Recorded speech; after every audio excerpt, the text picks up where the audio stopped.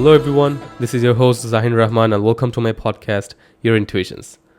It's been a while since I have published my welcoming episode. I was just going through a busy schedule lately and with all my courseworks and my research paper that I have to submit by next month, trust me, I'm just a mess right now. I know I just took one course for this semester, but this course does carry a lot of credit hours. Anyways, let's jump to the topic. I'll be talking about perception. I know, is it even something to talk about? Like, if it isn't, maybe that too is a perception, isn't it? So, first of all, let me clear this out, that it's actually the difference between the amplitude of the way of thinking between the persons. So, to me, it's about the capability to catch the words or the behavior or the way of thinking of different levels in your own way. Now, I can ask you, why do we fight? Why do we argue? Why do we always have an argument? Why do we always try to get ahead unconsciously of someone we do not want to appreciate? I have been asking the same question over and over again, you see. The problem is that we are constantly asking the question, why? You cannot get into the why loop. It won't answer or even show you the direction to your solution. It's an infinite loop, and the problems seem to get more and more twisted and keep on increasing at an increasing rate in this loop. You won't get out of that loop once you get in.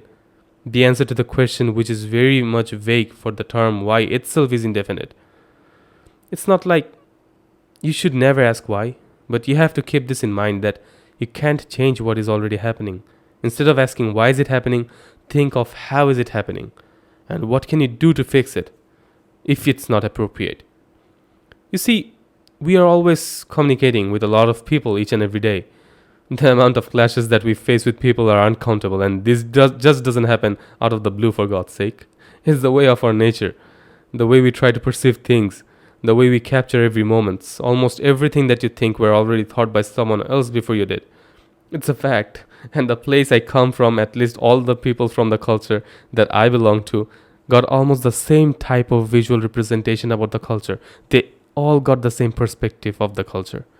The difference is that some got educated from the start and was told to maintain everything as ordered to them, but some were left on their own to get educated by themselves based on their thinking by understanding about the culture on their own. So, if I want to give you an example, then a kid who have just learned to walk is yet to be introduced with the actuality, the reality, right? So, the teachings initially are carried down to him by their parents. That kid already loses the ability to see the reality by his or her own, as they're being shown the reality by someone else, and that too by those that the kid loves the most, their parents. So you see, perception changes with love, and that too at the very initial stage. So I can also say this, that perception changes with pain. Now, people think that love is the same as pain. I would disagree with that. Love is the most beautiful feeling one can achieve, and that too, it needs to be pure, honest, and true. Just like you and me and everyone in this existence are a part of this whole realm, this whole universe, and a dot among all the other universes combined, the same way love itself is another universe, which doesn't have any end, nor a start point. It is just there. It just exists by itself. A place where we get lost, and sometimes changes our perception, for it is too strong to perceive.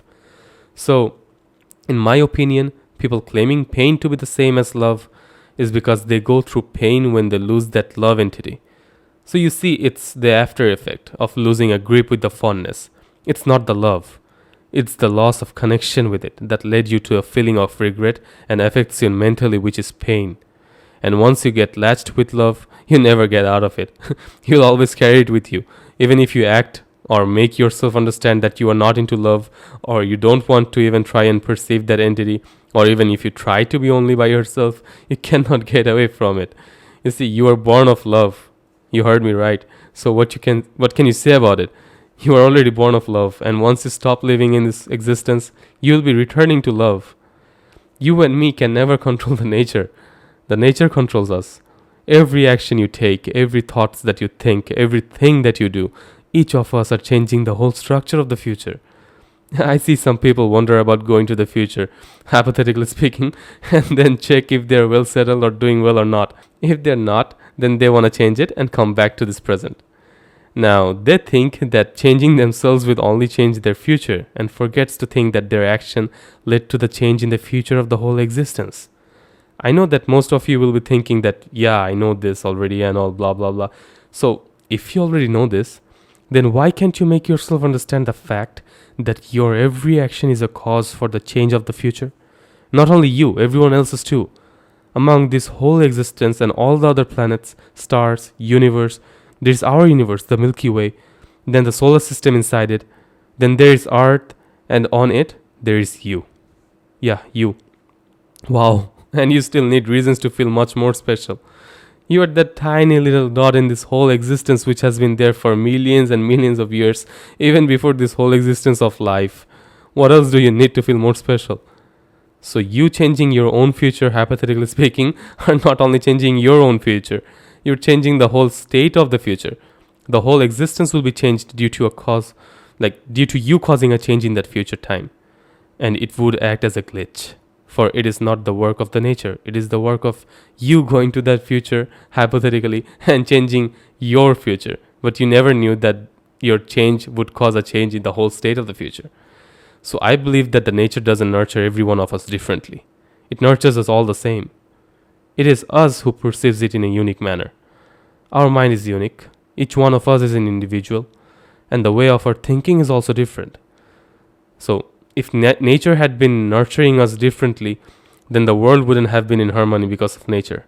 It is nature that is keeping everything in harmony. And it is us whose perception are different towards the nature and act the way we understand the facts by ourselves.